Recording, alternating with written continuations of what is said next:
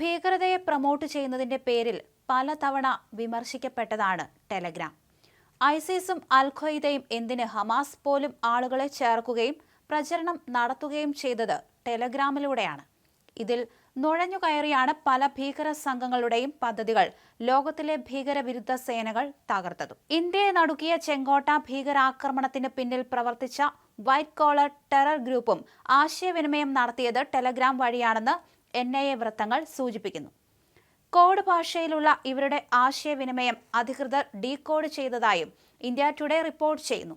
ഡോക്ടർമാർ ഉൾപ്പെടെ പ്രൊഫഷണലുകളെ സംഘടിപ്പിച്ചുണ്ടാക്കുന്ന ഭീകരവാദ ശൃംഖലയായ വൈറ്റ് കോളർ ടെറർ മൊഡ്യൂൾ അഥവാ വൈറ്റ് കോളർ ടെറർ ഇക്കോസിസ്റ്റം പ്രവർത്തിക്കുന്നത് ടെലഗ്രാമിലെ കോഡ് ഭാഷയിലൂടെയാണ്. ഡോക്ടർമാർ പാകിസ്ഥാൻ ഭീകര സംഘടനയായ ജെയ്ഷെ മുഹമ്മദിന്റെ ടെലഗ്രാം നെറ്റ്വർക്കിലാണ് കണക്റ്റഡ് ആയത്. ഇന്റർനെറ്റ് മുഖാന്തരമാണ് പ്രൊഫഷണലുകളിലേക്ക് ഭീകരവാദ ആശയങ്ങൾ എത്തിക്കുന്നത്.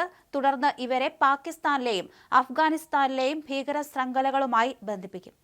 മുസമ്മിൽ ഷക്കീൽ, ഉമർ നബി, ഷഹീൻ സയ്യിദ്, ആദിൽ അഹമ്മദ് റാത്തർ എന്നിവരുൾപ്പെട്ട ഭീകര ഗ്രൂപ്പ് ബിരിയാണി, ദാവത്ത് പോലുള്ള കോഡ് വാക്കുകൾ ഉപയോഗിച്ചാണ് എൻഡ്-ടു-എൻഡ് എൻക്രിപ്ഷൻ ഉള്ള ടെലഗ്രാം ആപ്പ് വഴി ആശയവിനിമയം നടത്തിയിരുന്നത്.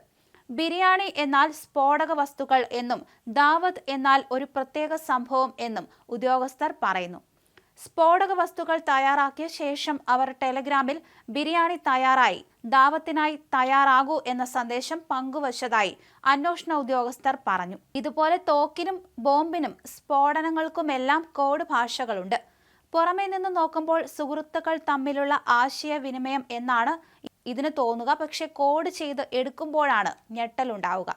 ഗുജറാത്തിൽ നിന്ന് പിടികൂടിയ ഡോക്ടർ ഉൾപ്പെടെയുള്ള ഭീകരർ പൊതുജല സ്രോതസ്സുകളിലും ക്ഷേത്രങ്ങളിലെ പ്രസാദങ്ങളിലും വിഷം കലർത്താൻ പദ്ധതിയിട്ടിരുന്നു എന്നാണ് രഹസ്യാന്വേഷണ വിഭാഗം പറയുന്നത്.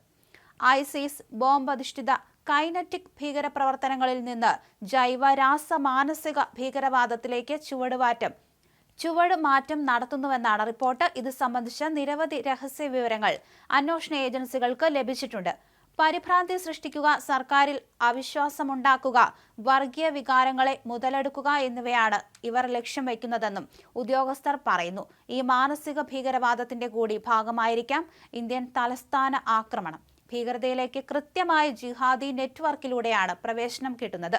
കോളേജിൽ പഠിക്കുമ്പോൾ തന്നെ ഇത്തരം താല്പര്യമുള്ളവരെ നോട്ടമിട്ട് സൗഹൃദം ഉപയോഗപ്പെടുത്തി വലയിലാക്കുകയാണ് രീതി. ഓപ്പറേഷൻ സിന്ദൂറിന് പ്രതികാരം ചെയ്യുകയാണ് മുഖ്യ ആവശ്യം. പാകിസ്ഥാനിൽ നിന്ന് ഡ്രോൺ വഴിയാണ് ആയുധങ്ങളും മാരകമായ വിഷവസ്തുക്കളും എത്തിച്ചതെന്നാണ് NIA കരുതുന്നത്. ഈ സംഭവത്തിൽ ഹൈദരാബാദ് സ്വദേശിയായ ഡോക്ടർ അറസ്റ്റിലായിരുന്നു. ഗുജറാത്ത് ഭീകരവിരുദ്ധ സേനയുടെ പിടിയിലായ അഹമ്മദ് മൊഹിയുദ്ദീൻ സെയ്ദ് ഇസ്ലാമിക് സ്റ്റേറ്റ് ഭീകരവാദിയാണെന്ന് പോലീസ് വ്യക്തമാക്കുന്നു. ഇയാളുടെ കയ്യിൽ നിന്ന് 4 കിലോയോളം റിസൻ എന്ന ഭീകര ജൈവായുധം പിടിച്ചെടുത്തു. അന്താരാഷ്ട്ര രാസ ജൈവ ആയുധ പട്ടികയിൽ ഉൾപ്പെടുത്തിയിട്ടുള്ള വിഷവസ്തുവാണ് റിസിൻ. ചൈനയിൽ നിന്നാണ് ഇയാൾ മെഡിക്കൽ ബിരുദം നേടിയത്. റിസിൻ ലോകത്തിലെ ഏറ്റവും അപകടകരമായ വിഷങ്ങളിൽ ഒന്നാണ്. ഡോക്ടർ അഹമ്മദ് മൊഹിയുദ്ദീൻ തന്റെ മെഡിക്കൽ അറിവ് ഉപയോഗിച്ച് ഏറെ നാളായി റിസിൻ ശേഖരിക്കുകയായിരുന്നു.